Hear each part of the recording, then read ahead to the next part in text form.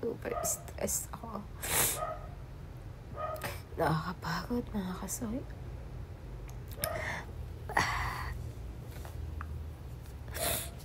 Alam mo yung sobrang pagod na pagod ka na. Hindi na alam ko nang gagawin mo. Kasi hindi ako ramdam na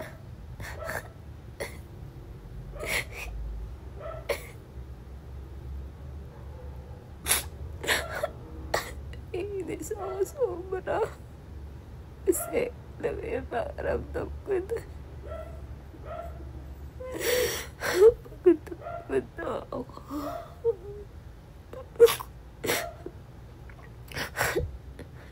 Tapos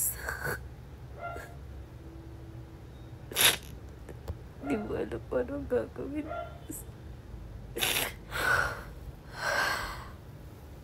Sobrang stress. Kasi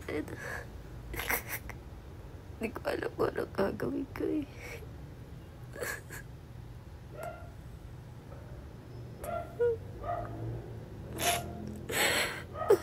Iniiyak ko lang to. Pasensya na ako yung mga kasaway. Iniiyak ko lang to. Kasi hindi ko kaya. Hindi ko kasi kaya.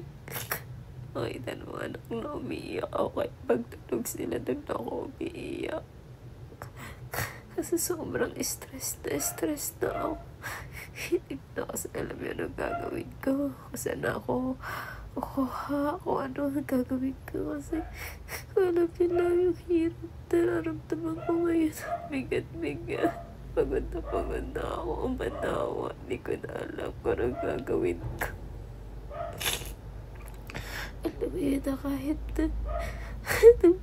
ginawa sa'yo, pero hindi mo magalit na awa ka pa rin sa mga tao na loko sa'yo. Ito yung ayaw ko na maramdaman. Ayaw ko maramdaman na yung ginawan ka na ng kung ano-ano, pero hindi mo suklamat kasi yung puso pinapaya ko na inaawa pa rin ako. Yung sobrang stress. Iniiyak ko lahat. Iniiyak ko lahat to. Pansin ako yung mga kasakit.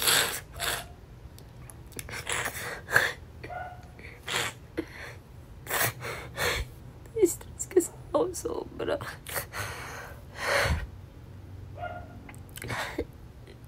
Lord na yung bahala.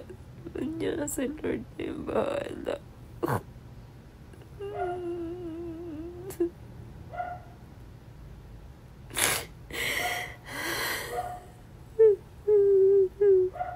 Lord na bahala niya.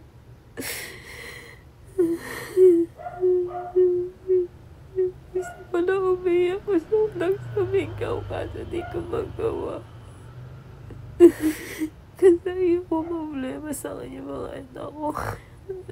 Ayoko ma-stress yung mga anak ko kahit na sobrang sasabog na ako. Kahit sobrang pagod na ako. Kahit sobrang naiinis na ako. Saan ako pwede sumigaw? Gusto ko pumunta sa lugar na yun. Alam mo yung pangaramdam na gusto mag-isigaw lahat ng galit mo. Yung sobrang gusto mo isigaw yung sama ng loob mo. Yung ganun.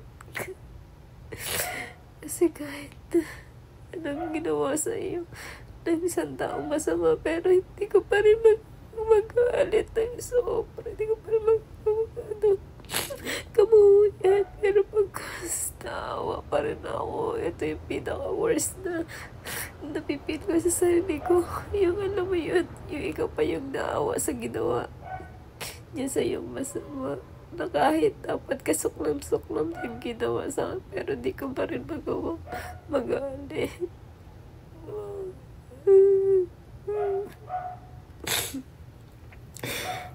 Sana hindi na lang ako naging mabait. Sana hindi ako ganito kalambot. Sana hindi na lang ako naging mabait. Sana para madali ako magalit, madali ako magsumbat, madali ako magsalita ng masakit, pero di ko pa rin di magawa kasi iniisip ko pa rin yung mga sasabihin ko sa kanya.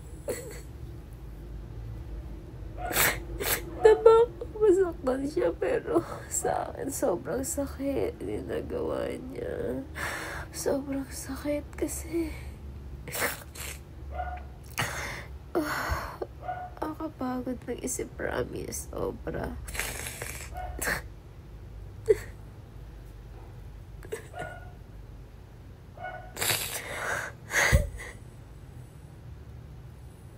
Bigat ng pakiramdam ko. Sobrang stress na ako, mga kasawi. Sobrang stress, hindi ko na alam kung anong gagawin ko. As in, nakakapagod. Hindi na ako. Yung puso ko, yung utak ko, wala nang kapanatagan, wala nang katahimikan. Sobrang nakaka-stress. Saan siya na kayo, ha? Alam ko, ako yung laging nagbibigay sa inyo ng advice. Ako yung pinagkukunan niya lagi ng lakas na nare-resolve yung mga problema niyo. Pero ako ngayon umiiyak sa harapan ninyo ngayon. Tao lang din po kasi ako na nasasaktan. Tao lang din ako na sobrang nanudurog. Ay, hindi ko makontrol yung sarili ko na umiyak. Naisishare ko yung ganito sa inyo kasi nga sobrang sabog na ako. Pagod na pagod, as in pagod na pagod. Hindi ko na alam kung ano pa yung gagawin ko. Sobra. Promise.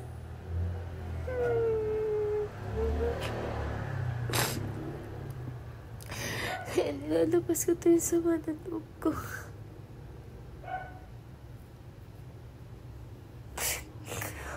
Sana naging na lang ako. Hindi maging mabait. Sana hindi na ako mabait. Sana naging masama na lang ako. Para hindi ako makaramdam ng ganito kasakit na nararamdaman. Ang hirap kasi.